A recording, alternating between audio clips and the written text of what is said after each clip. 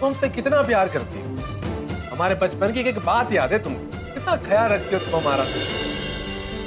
तुम्हारी वजह से तो हमें आज तक रसोई में आने की जरूरत ही नहीं पड़ी। वो गट्टू है ना हमारा दोस्त, उसको बेचारे को रोज अपने रसोई में जाकर खाना खाना पड़ता है बेचारा। लेकिन तुम ये बताओ कि आज तुम्हें रसोई में आने की क्या जरूरत पड़ गई? माँ बहुत जोर से भूख लगी थी हमें, तो खाना वाना ढूंढ रहे थे, पता नहीं कहाँ छिपा के रखा है सब। अरे तो बहू से कह देते, वो तो घर में ही थी, परोस देते। अच्छा चलो ठीक, तुम जाकर टेबल पे बैठो, हम अभी तुम्हारे लिए खाना परोसते हैं। अरे जाओ ना, हम लेके आते हैं खाना। अम्मा हम यही खाएंगे, और वो भी तुम्हारे हाथों से। इतने बड़े हो गए हो फिर भी बच्चों जैसे जिद करने की आदत नहीं गई हो तुम्हारी। ठीक है, तुम यहाँ बैठो, हम आज अपने बेटे को अपने हाथों से खाना खिलाएंगे।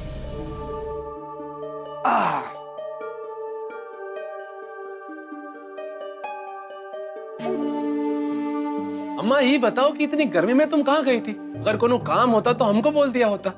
अरे बेटा, तुम भूल सकते हो, लेकिन एक माँ अपने बेटे का जन्मदिन कैसे भूल सकती है? हाँ? अगले हफ्ते तुम्हारा जन्मदिन है ना, तो बस तोहफा लेने बस बाजार तक गए थे, और रास्ते में करोनीमल सोनार है ना, उसकी दुकान पर हमने बहुत ही खूबसूरत हार देखा। उससे देखकर तो हमारा मन ही ललचा गया, बस वही पसंद करके आ रहे हैं। तोहफा लेने हम कल या परसों चले जाएंगे। अरे अम्मा तोहफे को मारो गोली, तुम्हारा आशीर्वाद ही हमारे लिए बहुत बड़ा तोहफा है। अच्छा ये बताओ कि वो हार खरीदा कि नहीं? नहीं, अब छोड़ो। ऐसे कैसे छोड़े, काहे नहीं लिया? ये हम देने ही वाले थे कि इतने में गट्टू की मम्मी वहाँ आ गई। तो गट्टू की माँ ने क्या तुमको हार लेने से मना कर दिया? अरे नहीं बेटा, वो बात नहीं है। वो क्या है ना कि हम दुकान के बाहर शीशे में से उस हार को देख रहे थे। जब तक कि हम अंदर जाते, उस हार को निकलवाते, तोल मोल करते भाव का, उतने में तो धड़ाक से गट्टू की माँ अंदर चली गई और हार लेके 9-2-11 हो गई। बस फिर क्या करते हम, खाली हाथ लौट आए घर पर। तो क्या वो हार हमारी अम्मा को इतना पसंद था? अरे बेटा, तुम जब एक बार देख लेते तो कहते सचमुच बहुत ही खूबसूरत हार था। सोचे थे कि उस हार को तुम्हारे जन्मदिन पे पहनेंगे। मोहल्ले की सारी औरतें जल भुन जाती उस हार को देखकर, पर अब क्या करें, वही हार पहन के गट्टू की माँ यहाँ आएंगी और उसे देखकर हमें ही जलना पड़ेगा।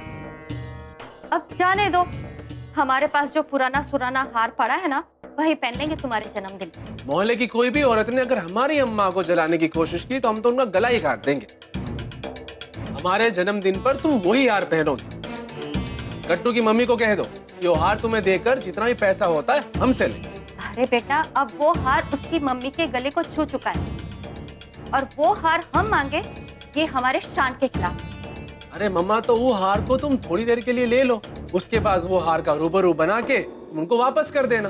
अरे ये तो और भी हमारे शान के खिलाफ है। वो क्या है ना कि कोई भी नई चीज, कोई भी नई डिजाइन सबसे पहले हमारे पास आती है। उसे देखकर मोहल्ले वाली औरतें उसकी नकल करती हैं। अब हम गट्टू की माँ की नकल करेंगे तो मोहल्ले की औरतें हम पर ना हंसेंगी। मुंह ना तोड़ देंगे हम सबका, खोपड़ा बिगाड़ देंगे सबका, काली लिपस्टिक के लायक नहीं छोड़ेंगे हम। अम्मा सच कहो, क्या वो हार तुमको इतना पसंद आया था? अब पसंद नापसंद की क्या बात करूं बेटा, जब चीज मिल ही नहीं सकती तो उसका मलाल क्या करना। छोड़ो, तुम दो ये खाना खाओ। आज इतने दिनों बाद अपने बेटे को खाना खिलाने का सुख मिला है हमको। लो खाओ।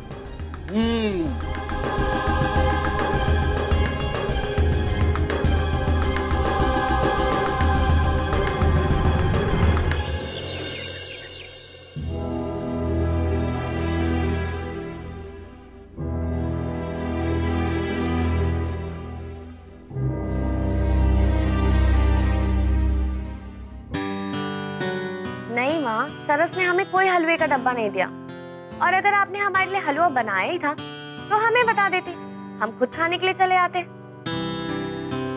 नहीं माँ, जब सरस यहाँ पर आई नहीं तो हलवे का डब्बा कहाँ से आएगा? हमें तो ये लगता है कि कहीं उसने अपनी सहेलियों के साथ ही मिलकर उसको चट तो नहीं कर लिया। नहीं नहीं, आपको बोलने की कोई जरूरत नहीं है, हम बात कर लेंगे सरस। जी माँ।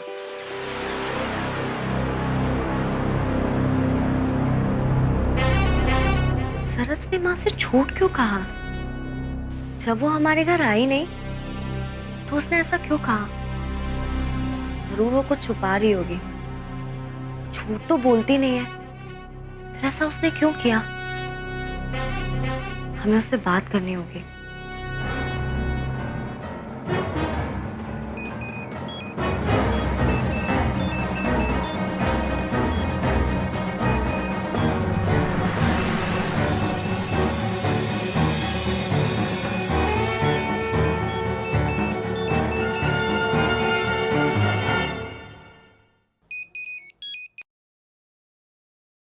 हाय दी, कैसी हैं आप? हाय सरस, ठीक है हम। तुम कैसी हो? मैं एकदम ठीक हूँ। अब क्या हुआ दी, कैसे फोन किया? कुछ काम था? नहीं, कुछ काम नहीं था, बस ऐसे ही पूछने के लिए फोन किया। तुम्हारी पढ़ाई कैसी चल रही है? एकदम अच्छी चल रही है। एक्चुअली आजकल बहुत बिजी रहती हूँ, एक्स्ट्रा क्लासेस लग गए हैं, पूरा दिन पढ़ाई में रहती हूँ और घर आके रिवीजन करना पड़ता है। अरे बाप रे, इतनी सारी मेहनत! इतनी मेहनत तो करनी ही पड़ेगी, आप जैसा टॉपर जो बनना है, इतनी मेहनत तो बनती है। किसका फोन है? कहाँ हो तुम? ये आवाज किसकी थी? वो सिया थी, टीवी की आवाज थी। टीवी की आवाज। फ्रेंड के घर पे हूँ ना। कौन सी फ्रेंड के घर? उषा के घर पर हो सिया दी। लेकिन आप क्यों इतनी इंक्वायरी कर रही है? किसी ने आपको कुछ कहा क्या मेरे बारे में? नहीं नहीं, ऐसा कुछ भी नहीं है। वो माँ का फोन आया था और वो कह रही थी कि तुम्हें उन्होंने हलवे का डब्बा दिया था।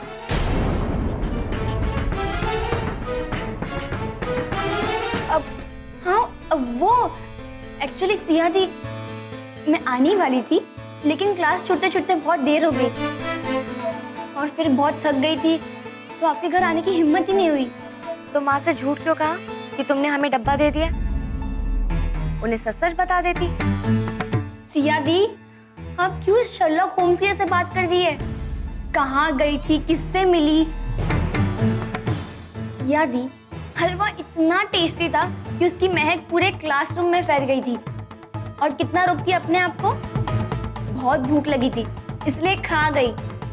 और सिया दी, ये बात माँ को बताती तो आप तो क्वेश्चन इतने पूछ रहे हो, माँ कितने क्वेश्चंस पूछती। और आप तो जानती हो ना माँ को, आपके घर क्यों नहीं आई, आपसे मिली क्यों नहीं, आपकी लाडली माँ, आपकी दीवानी माँ। सिया दी, अब मैं फोन रखूं? मेरे क्लास का टाइम हो रहा है। पर एक मिनट, अभी तो तुमने कहा कि तुम उषा के घर पर हो।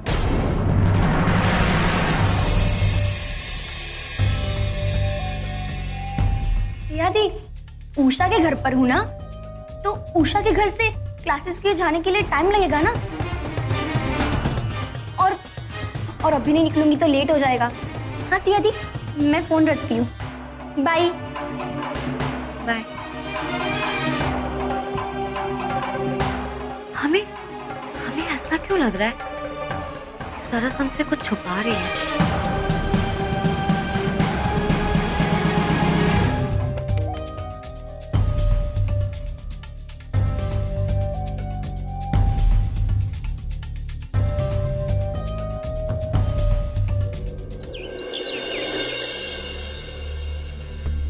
क्या कर रही हो जीजी?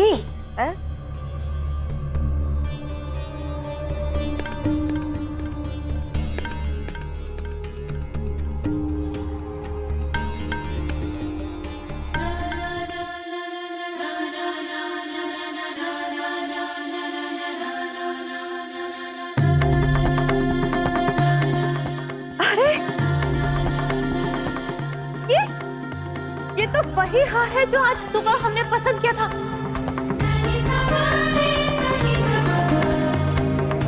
पर ये हार तो गट्टू की माँ ने खरीदा था ना? तो तुमने क्या उससे खरीद दिया? इतना पैसा कहाँ से आया तुम्हारे पास? हमारी अम्मा की इच्छा पूरी करने के लिए तो हम धरती आकाश एक कर दे। ना हमें पैसे की जरूरत है और ना कोनो और चीज की। हमारा टैलेंट ही काफी है अम्मा। टैलेंट? अब देखो तुम हमारी कमजोरी हो, तुम्हारे बिना अब जी नहीं सकते। ठीक वैसे ही गट्टू के अम्मा की कमजोरी है गट्टू। बस तो दिया दाहिने हाथ से 2 घंटा कनपट्टी और बाहिने हाथ में हार हाजिर। और अब ये हार बढ़ा रहा है हमारे अम्मा के गले की शोभा।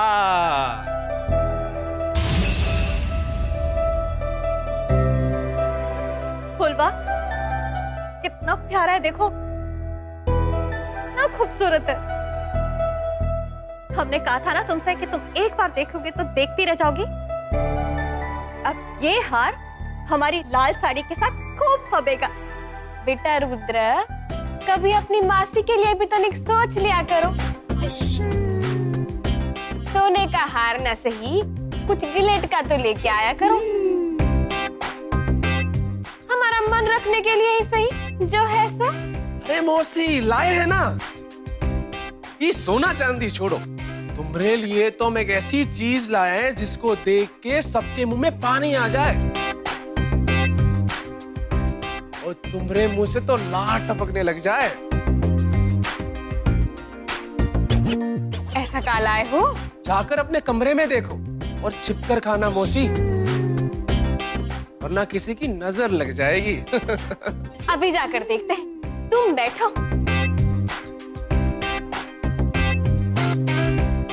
अम्मा अब तो खुश हो ना हार पाके?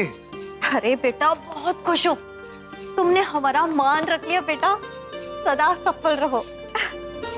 अच्छा, तो अब हमें समझ में आ रहा है कि इनकी हालत के पीछे कौन सी और किसकी शिक्षा है। कैसी माँ है आप?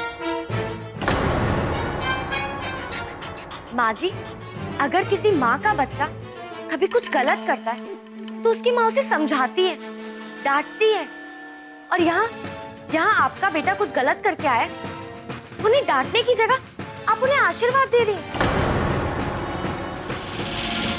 माँ जी गलत कर रही हैं आप, इन्हें क्यों गलत शिक्षा दे रही हैं? ये लड़की, माँ बेटे के बीच में आने की तुमको क्या जरूरत है? हम अपने बेटे को क्या शिक्षा देते हैं, ये सब तुमको सोचने की जरूरत नहीं है बहू। तुम सिर्फ अपने काम से काम रखो बहू। वही तो कर रहे हैं। आपके बेटे होने के साथ साथ वो हमारे पति भी हैं। और अगर हमारी नजरों के सामने हमारे पति की जिंदगी के साथ अगर कोई खिलवाड़ करेगा तो माँ जी हम बर्दाश्त नहीं करेंगे। तो क्या हम खराब माँ हैं? हमने अपने बेटे को बिगाड़ा है?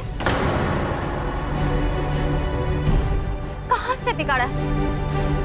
अगर एक माँ अपने बेटे को प्यार करे, लाड करे, तो क्या वो एक गुनाह है? अगर बेटा बड़ा हो जाए तो क्या माँ उसे प्यार करना, लाड करना छोड़ दे? नहीं बहू, हम ऐसा नहीं कर सकते। अगर तुम्हारी नजर में माँ बेटे का ये प्यार गुनाह है तो हाँ, हम हैं बुरी माँ, हैं हम बुरी माँ। माँ जी आप हमारी बात को गलत ले जा रही हैं। हमारा कहने का ये मतलब नहीं है।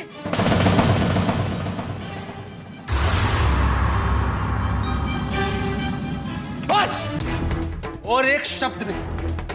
किसी भी कारण से और किसी भी वजह से अगर हमारी अम्मा की आंखों से आंसू निकला ना, हमसे बुरा और कोई नहीं होगा।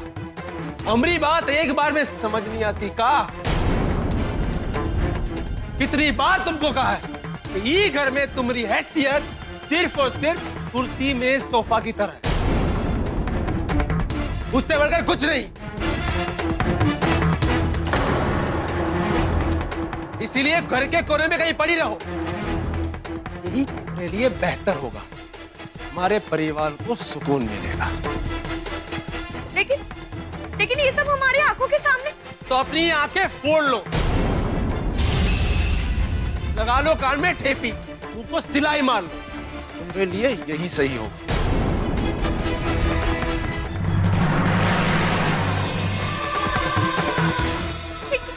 कैसी बातें कर रहे हैं आप बात गई तेल लेने, ने कहा एक और शब्द नहीं, मतलब नहीं।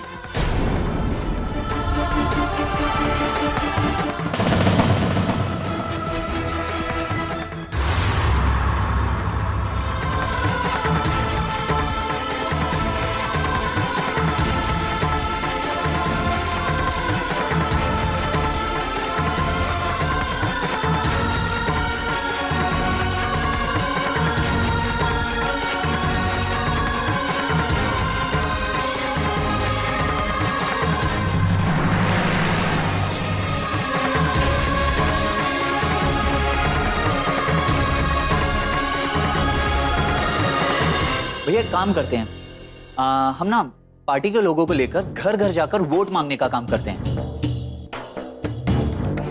अब आप तो ये काम करने से रहे, है ना? और ना आप ना सिर्फ विरोधी पार्टी के लोगों को संभालिए, समझ गए ना?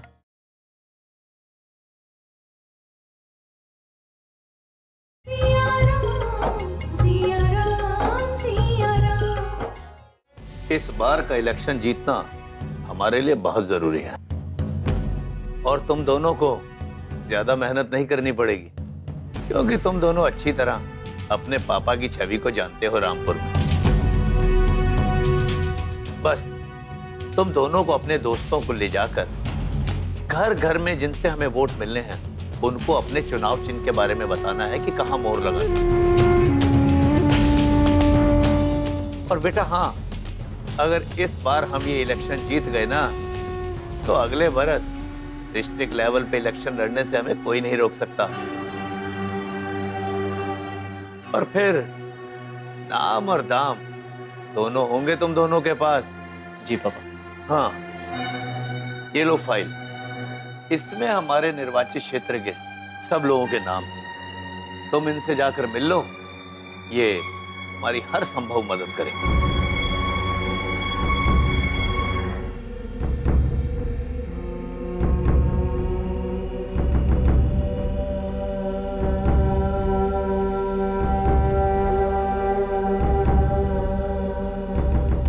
भैया फाइल हमको दीजिए, ये आपके समझ में नहीं आएगा क्योंकि इसमें ना सब कुछ अंग्रेजी में लिखा हुआ है।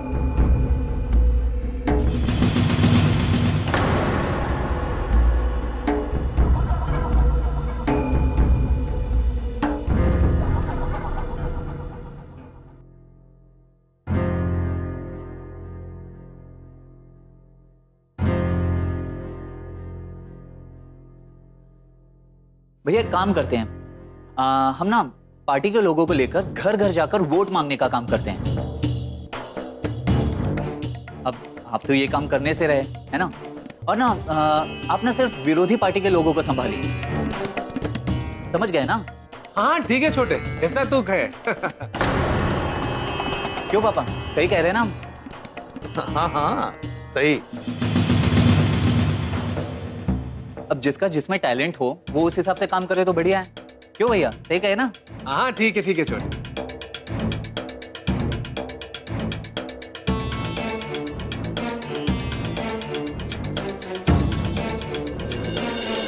क्या हुआ बिटिया? कुछ नहीं भीम काका।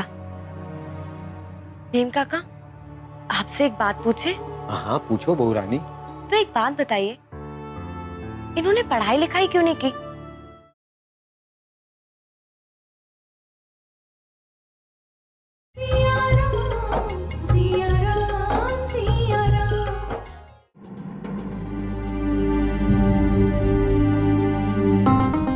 भैया फाइल हमको दीजिए, आपकी समझ में नहीं आएगा क्योंकि इसमें सब कुछ अंग्रेजी में लिखा हुआ है। आप ना सिर्फ विरोधी पार्टी के लोगों को संभालिए, समझ गए ना? हाँ ठीक है छोटे, जैसा तू कहे।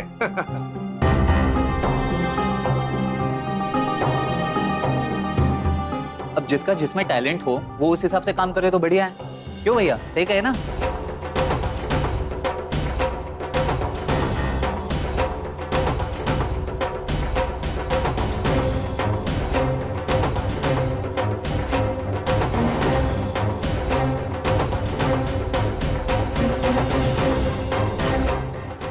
जिसका जिसमें टैलेंट हो वो उस हिसाब से काम करे तो बढ़िया है। क्या हुआ बिटिया? कुछ नहीं भीम काका। भीम काका, आपसे एक बात पूछे? हाँ पूछो बहू रानी। आप यहाँ कितने टाइम से काम कर रहे हैं? 10-15 साल से। काहे? क्या बात हो गई? तो एक बात बताइए, इन्होंने पढ़ाई लिखाई क्यों नहीं की? हमारा मतलब है देवर जी तो काफी पढ़े लिखे हैं, तो फिर इन्होंने क्यों नहीं की? उसका तो दिल ही नहीं लगता था पढ़ाई में। हर दिन किसी न किसी से लड़ाई झगड़ा करके आ जाता था। हमेशा कॉलेज से शिकायतें आती रहती थी। मालिक तो पढ़ाना चाहते थे लेकिन मालकिन मानी नहीं। इतना लाड़ प्यार करती थी कि उनकी कोई भी गलती मालकिन को नजर ही नहीं आती थी। उसने कहा नहीं पढ़ूंगा तो बोली मत पढ़, बस। पर पापा जी ने कुछ नहीं कहा? बोले थे, बहुत बोले थे, लेकिन मालकिन कहाँ किसी की सुनने वाली। उनका तो काम था रुद्र भैया की हर गलती पे पर्दा डालना। अब देखो इतना बड़ा हो गया है फिर भी अपने पल्लू से बांध कर रखना चाहती है। अब इतना लाड़ प्यार तो किसी भी बच्चे को बिगाड़ने के लिए काफी है बहू रानी। बस एक और शब्द नहीं। किसी भी कारण से और किसी भी वजह से अगर हमारी अम्मा की आंखों से आंसू निकले, हमसे बुरा और कोई नहीं होगा।